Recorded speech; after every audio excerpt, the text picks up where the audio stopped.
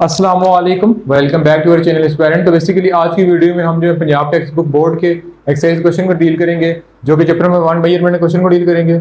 उससे previous video में हमने जो है बेसिकली जो है चैप्टर में वन मेजरमेंट की एग्जांपल को डील किया था। तो आज की वीडियो में हम एक्सरसाइज को डील करने जा रहे हैं, जिसमें हम शॉर्ट क्वेश्चन को डील करेंगे फर्स्ट ऑफ ऑल। तो स्टार्ट करते हैं अपनी वीडियो को विद द नेम ऑफ अल्लाह, बिस्मिल्लाहिर रहमानिर रहीम।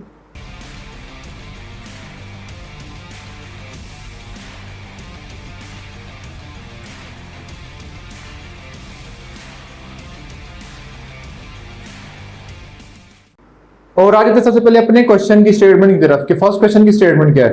तो बेसिकली फर्स्ट क्वेश्चन की स्टेटमेंट लिखा हुआ है कि name several repetitive phenomena occurring in nature while which occur serve has reasonable time standard. यानी कि ऐसे कौन से मतलब के लिखा हुआ है कि ऐसे कौन से सर्वल फिनोमेना जो वो नेचर में अकर होते हैं, लेकिन वो उनका टाइम स्टैंडर्ड फिक्स नहीं है, वो अपने टाइम स्टैंडर्ड के साथ चेंज होते रहते हैं। तो आज की वीडियो में हम जो है फर्स्ट न्यूमेरिकल में उनको डील करेंगे कि ऐसी कौन कौन सी क्वांटिटी हैं जिनका टाइम स्टैंडर्ड फिक्स नहीं होता, वो चेंज होती रहती हैं। जैसे क्लॉक का टाइम है वो चेंज हो रहा है, इस तरह लेट्स सपोज एक पेन है, उसको मैं टेबल पर रख दूं तो एक फिक्स जगह पड़ा, उसका टाइम स्टैंडर्ड चेंज नहीं हो रहा। तो हमें डिस्कस करने ऐसे टाइम स्टैंडर्ड जिनका टाइम चेंज हो रहा है विद रिस्पेक्ट टू मतलब change in temperature, change in environment से उसका टाइम चेंज हो रहा है। तो इसके आंसर की तरफ आ जाते हैं। तो आंसर में लिखा हुआ है कि एनी नेचुरल फिनोमेना, यानी ऐसा कोई phenomena that repeat itself in equal interval time is called time standard। यानी कि जो एक इंटरवल में बार बार एक फिक्स इंटरवल में वो बार बार रिपीट हो रहा हो, जैसे एक क्लॉक होती है, वो लेट्स सपोज वो अपनी सुई है तो वो सुई के एक्सिस में रोटेट करती रहती है। ये नहीं है कि यहाँ पे रोटेट करती करती बाहर निकल जाए, यानी चेंज तो होती है लेकिन एक फिक्स एक्सिस के अक्रॉस चेंज होती रहती है। तो बेसिकली ऐसी कौन कौन सी क्वांटिटी है डिस्कस करते हैं। तो सबसे पहले देखा जाए तो rotation of earth about it's on axis, यानी जो अर्थ रोटेट कर रही होती है वो एक्सिस के गिर्द रोटेट कर रही होती है। तो मतलब कि सिंपल वर्डिंग में बताया जाएंगे टाइम स्टैंडर्ड कैसे है। तो टाइम स्टैंडर्ड में एक ऐसी चीज जो मतलब कि टाइम की रिस्पेक्ट से चेंज हो रही हो, लेकिन उसमें फिजिकली कोई चेंज नहीं आ रहा हो। मतलब कि जैसे क्लॉक की बात की है, उसकी जो मतलब कि नीडल होती है वो अपने क्रॉस चेंज होती रहती है, तो जो अर्थ है उसके क्रॉस चेंज रहती है। मतलब कि लेट्स सपोज हम मतलब एक हमारा घर यहाँ पे है, तो जब अर्थ कंटिन्यूसली चेंज हो रही है लेकिन हमें उसका पता नहीं चल रहा। तो अगर चेंज हो रही हो और एक बार मतलब कि मकान पलट के दूसरी जगह चले जाए, उसको बोलेंगे कि ये चेंज हो रही है और एक्सिस के बाहर निकल गई है। एक्सिस के अंदर चेंज हो रही थी लेकिन हमें ऐसे नहीं लग रहा होता कि वो चेंज हो रही है। उसके बाद नेक्स्ट है चेंजिंग ऑफ वेदर, यानी वेदर का चेंज होना। नेक्स्ट है rotation of earth around sun, यानी कि अर्थ जो अराउंड मतलब चक्कर लगा रहे थे सन के गिर्द। उसके बाद है change of shadow of an object in sun, यानी कि ऑब्जेक्ट एक खड़ा है, मतलब एक ऑब्जेक्ट एक जगह पर खड़ा है तो उसका शेडो चेंज हो जाता है। लेफ्ट सपोज अगर सन बैक साइड पड़ा तो उसका शेडो आगे बन रहा होगा, लेकिन जब लेफ्ट से पड़ा होगा तो उसका शेडो राइट में बन रहा होगा। उसके बाद है ऑस्किलेशन ऑफ सिंपल पेंडुलम, यानी जो पेंडुलम होती है वो अपने एक्सिस से गिर्द रिवॉल्व करती रहती है, यानी उससे बाहर नहीं निकल सकती। जैसे मैं एक बाउल रख दूं, उसके अंदर मैं बॉल को छोड़ दूं तो वो एक्सिस के गिर्द रोटेट करती रहेगी, अगर बाहर निकल गई तो वो पेंडुलम नहीं रहेगी। उसके बाद है मोशन ऑफ मून, यानी जो मोशन है मून का, मून जो है वो बेसिकली जब चक्कर लगा रहे थे जमीन के गिर्द तो उसकी मोशन भी जो है वो अपने एक्सिस का रोटेट कर रहा होता है। ये नहीं है कि एक दिन आया दूसरे दिन नहीं आया, वो कंटिन्यूसली मतलब मंथ का टाइम होता है वो उसमें रोटेट कर रहा होता है। उसके बाद क्वेश्चन नंबर 2 की तरफ। तो बेसिकली क्वेश्चन नंबर 2 जो कि बहुत इंपॉर्टेंट और इजी भी है, जिसके अंदर लिखा हुआ है give the drawback to use the period of pendulum has time standard, यानी कि पेंडुलम को has a time standard use करने के क्या ड्रॉबैक है। तो बेसिकली पेंडुलम की एक एग्जांपल हम ले लेते हैं कि एक बाउल होता है प्याला, उसके अंदर एक बॉल को छोड़ते हैं जो उसके अंदर रोटेट करता रहता है, तो उसको बोलते हैं ये बेसिकली क्या है, पेंडुलम है। लेट्स सपोज एक क्लॉक लगी होती है, देखी हो कि बाहर कंट्री में मूवी में जब उसको रोटेट करते हैं तो वो यहाँ से मूव करती है, यहाँ पे मूव करती रहती है। तो बेसिकली वो एग्जांपल है पेंडुलम की। इसके आंसर की तरफ आ जाते हैं कि इसके आंसर में क्या लिखा हुआ है। बहुत इजी क्वेश्चन है, हैज वी नो, जैसे कि हम जानते हैं the time period depend upon length and value of G. तो बेसिकली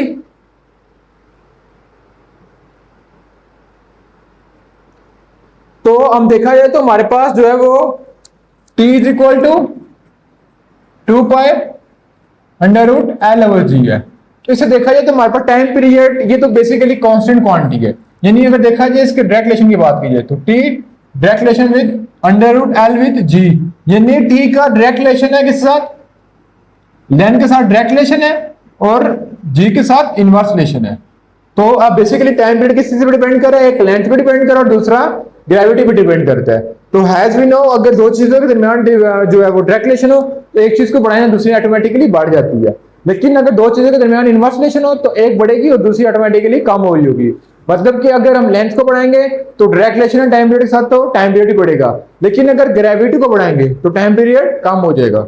तो आगे क्या लिखा हुआ है, so a pendulum of same length having different at different place, यानी जो बेसिकली पेंडुलम की, अगर पेंडुलम की लेंथ की बात की जाए वो सेम रहती है, क्योंकि लेट्स सपोज मेरे पास ये मार्कल है, इसकी लेंथ सेम रहेगी डिफरेंट प्लेसेस पे, लेकिन अगर मैं इसको मतलब कि यहां से फेंकूंगा तो इसमें ग्रेविटी कम होगी, लेकिन अगर ऊपर से फेंकूंगा तो इसमें ग्रेविटी कहाँ ज्यादा होगी। तो बेसिकली क्या लिखा हुआ है कि pendulum, so pendulum of same length having different at different place, यानी कि मतलब कि लेंथ पेंडुलम की सेम होती है और जो है वो बेसिकली मतलब कि एक प्लेस पे डिफरेंट प्लेसेस में लेंथ सेम रहेगी, but the value of ji change from place to place, यानी जी की वैल्यू चेंज होती रहती है। जैसे आपने पढ़ा होगा कि मतलब कि एटमॉस्फेरिक प्रेशर जो है पहाड़ों पे ज्यादा होता है लेकिन कराची में कम होगा, क्योंकि वो बेसिकली जहां जो ऊपर मूव करेंगे ग्रेविटी जो है अगेंस्ट मूव करें तो एटमॉस्फेरिक प्रेशर बढ़ जाता है।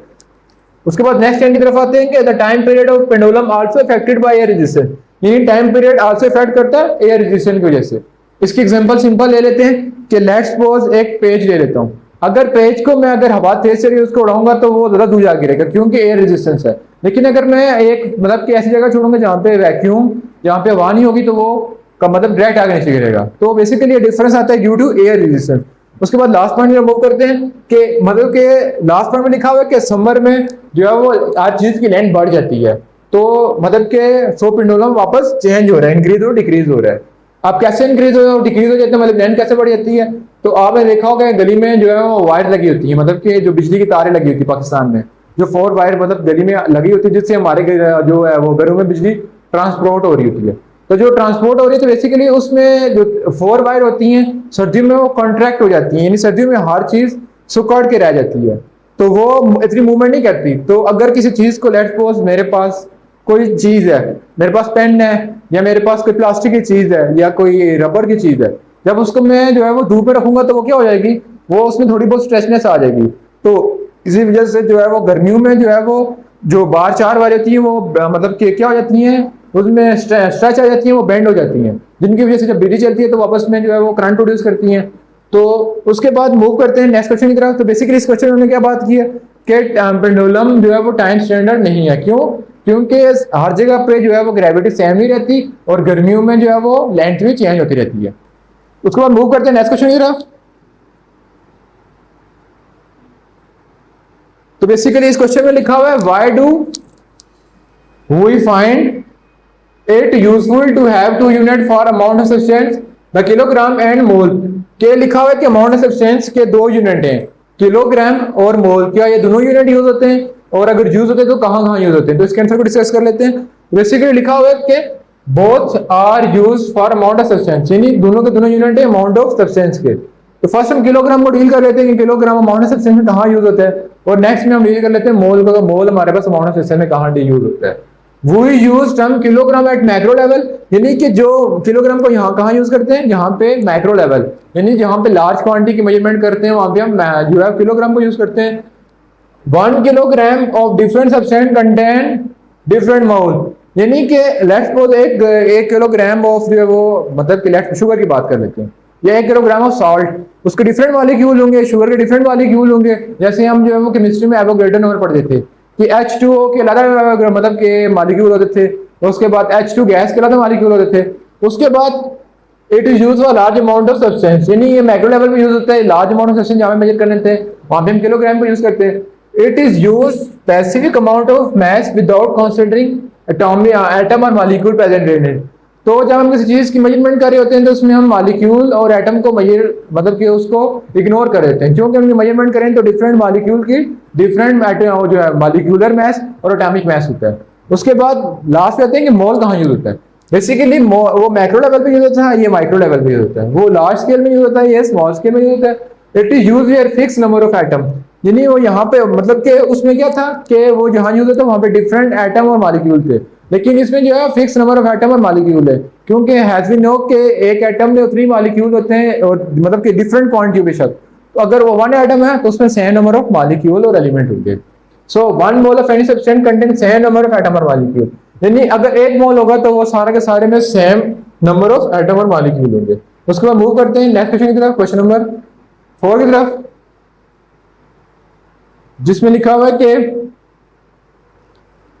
पहले इसकी स्टेटमेंट तरफ आते हैं कि 3 student measure the length of needle with scale on which minimum division is 1 millimetre and record है 0.214 metre, 0.21 metre and 0.214 metre, which record is correct and Y.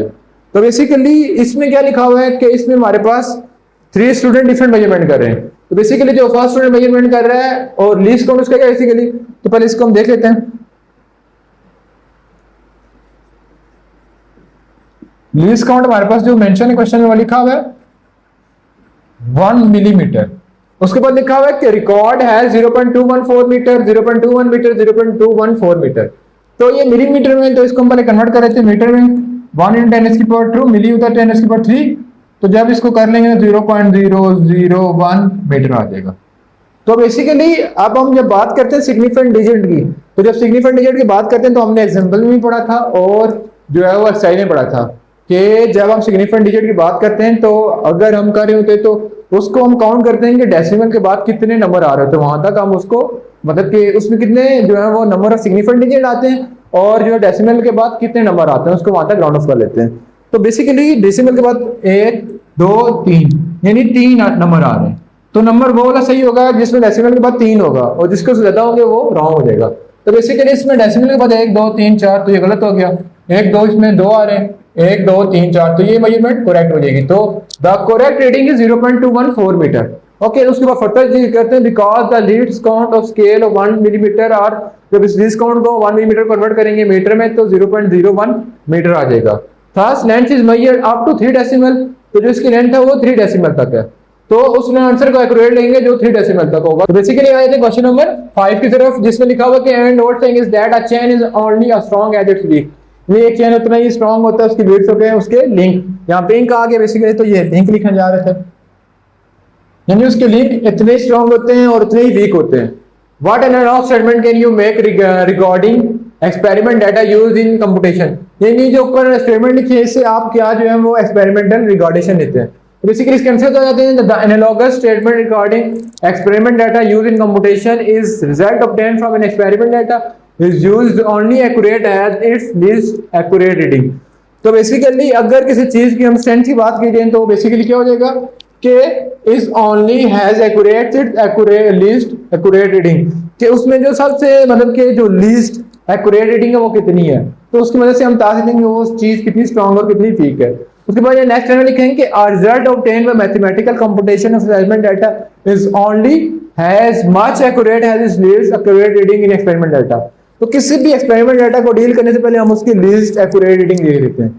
एक होता है ना मोर एक्यूरेट रीडिंग, नहीं जो उसमें सबसे लो लेवल मतलब कि अगर कहते हैं ना कोई चीज की रिस्क है तो मिनिमम रिस्क को देख के हम उसका एक्सपेरिमेंट मतलब कि वो कर रहे होते हैं, उसमें जो है वो इन्वेस्टमेंट कर रहे होते हैं। तो इसमें हम लीस्ट एक्यूरेट रीडिंग को देखते हैं कि बता सकते हैं कि ये एक्सपेरिमेंट कितना स्ट्रांग है कितना वीक है। उसके बाद मूव करते हैं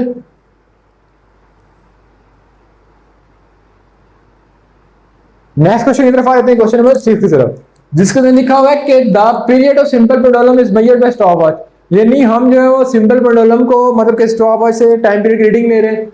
what type of error are possible in time period, तो मतलब कौन कौन से एरर पॉसिबल है इस रीडिंग में। तो बेसिकली जब बात की जाए एरर की तो एरर की हमने 2 टाइप पढ़ी थी, एक सिस्टमैटिक एरर और एक रैंडम एरर। तो बेसिकली दोनों टाइप की एरर इसमें पॉसिबल है। तो फर्दर डील कर लेते हैं कि कैसे पॉसिबल है। तो basically when the period of simple pendulum is measured by stopwatch, जब हम सिंपल पेंडुलम को मेजर कर रहे होंगे किसी स्टॉपवॉच के through the following type of error possible, कौन कौन से पॉसिबल है। सिस्टमैटिक एरर, सबसे पहला एरर क्या है सिस्टमैटिक एरर। इस एरर में क्या है the error due to the fault in measuring instrument, ये एरर क्यों है बेसिकली फॉल्ट है किसी मेजरिंग इंस्ट्रूमेंट जिसकी वजह से आ रहा है, is called systematic error. Basically systematic error की बात की जाए तो वो आता है due to fault instrument. Let's suppose जिस स्टॉपवॉच से मेजरमेंट करें वो फॉल्टी हो, उसमें कोई मिस्टेक हो, कोई ना कोई फॉल्ट हो, तो वो एरर आ सकता है।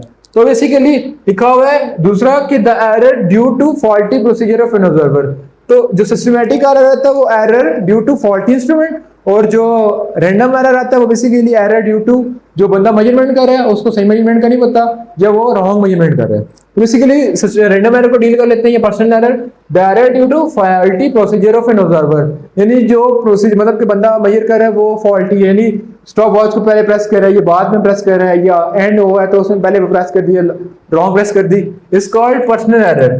अब ये क्यों आता है? Negligence in experience of person, यानी जो बंदा मेजरमेंट कर रहा है वो उसमें एक्सपीरियंस ना हो या उसकी कोई मिस्टेक हो। Time to note start and stop of the stop watch, यानी कि वो स्टार्ट स्टॉप वॉच वो सही मेजर नहीं करा। उसके बाद random and personal error change for every observation. Random और पर्सनल एरर को अगर हमने देख रहे हैं तो अगर हम मेजरमेंट करें डिफरेंट चीजों की, अगर मतलब कि कॉन्फ्लिक्ट आ रहा है एक से ज्यादा मेजरमेंट में तो हम कहेंगे उसमें रैंडम एरर है। उसके बाद फर्दर मूव करते हैं नेक्स्ट क्वेश्चन की तरफ, जिसके अंदर लिखा हुआ है जो डायमेंशन क्वेश्चन है। तो इसको बेसिकली नेक्स्ट पार्ट में डील करेंगे, तब तक अल्लाह हाफिज।